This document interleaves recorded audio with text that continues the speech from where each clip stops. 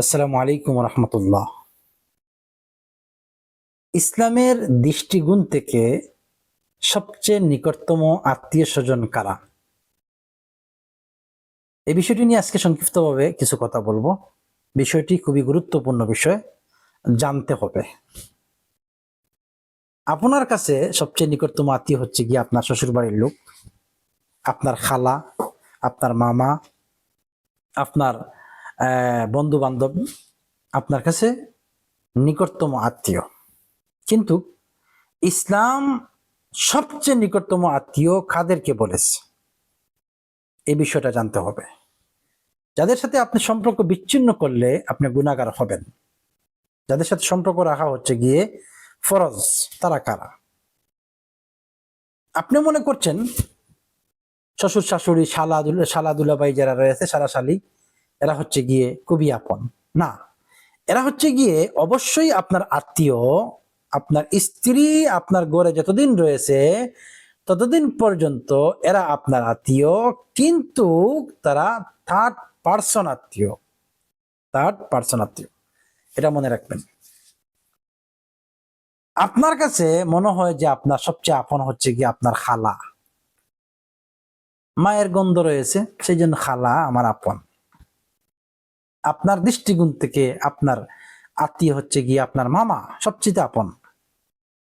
কিন্তু ইসলাম তার চাইতেও আপন কারা, তাদেরকে ইসলাম বলে দিয়েছে।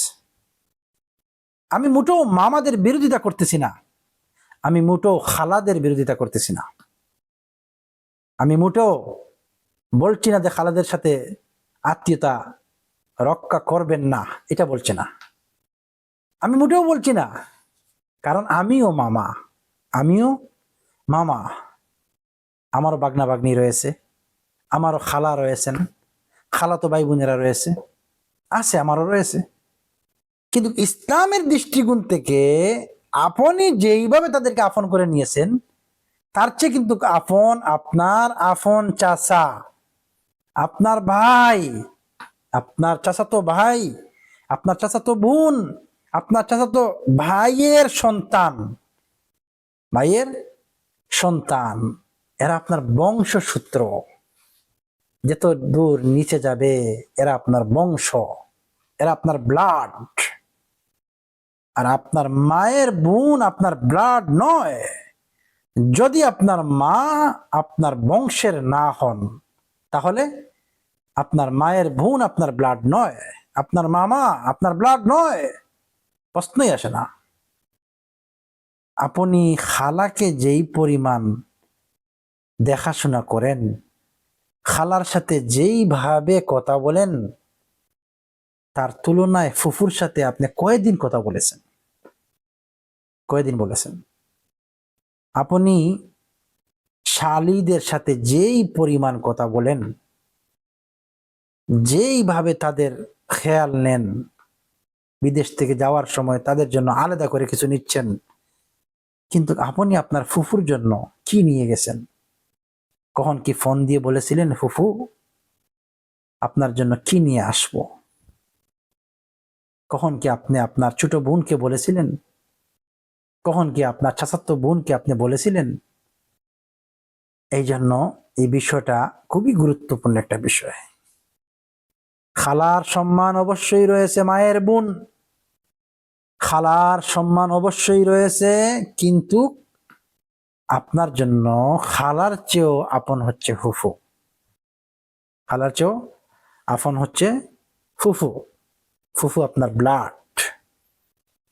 ফুফাতো ভাই বোনরা এত আপন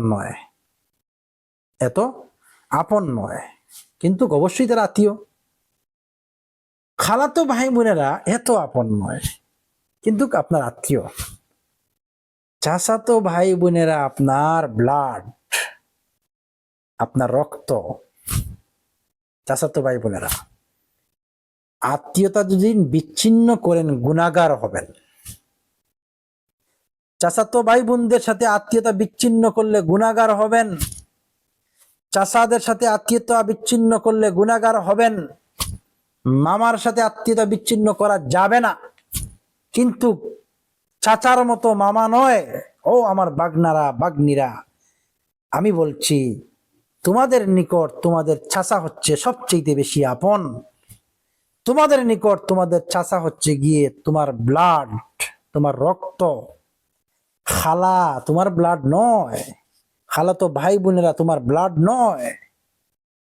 তোমার ব্লাড হচ্ছে গিয়ে তোমার চাচার সূত্রে যারা আসছে, তোমার বাবার সূত্রে যারা আসছে, তারা হচ্ছে গিয়ে তোমার ব্লাড। আশা করি বিষয়টা বুঝতে পেরেছেন। শ্বশুর বাড়ির লোক হচ্ছে গিয়ে থার্ড পার্সন। থার্ড পার্সন এই জন্য বলছি, যতদিন পর্যন্ত স্ত্রী আপনার ঘরে রয়েছে ততদিন পর্যন্ত শ্বশুর বাড়ির লোক হচ্ছে গিয়ে আপনার আপন। যদি কখনো স্ত্রীকে তালাক দিয়ে দেন তাহলে শ্বশুর বাড়ির লোক আত্মীয় থেকে বিচ্ছিন্ন। স্ত্রী দিয়ে আপনি স্ত্রী আত্মীয় স্বজনকে আত্মীয় মনে করছেন। স্ত্রী যতদিন আছে আত্মীয় মনে করবেন, স্ত্রী নাই আত্মীয়তা নাই। কিন্তু আরেকটা বিষয় হচ্ছে গিয়ে দেহর ক্ষেত্রে তাম পৃথিবীর যত মানুষ রয়েছে সবাই হচ্ছে গিয়ে আমাদের আত্মীয়। এক মুসলিম অপর মুসলিমের আত্মীয়, এটা মনে রাখবেন। কিন্তু হক রক্ষা করতে হবে নিজের আত্মীয়দের, ইনশাআল্লাহ। আল্লাহ যেন আমাদেরকে সঠিক বোঝার তৌফিক দান করেন। আল্লাহুম্মা আমিন।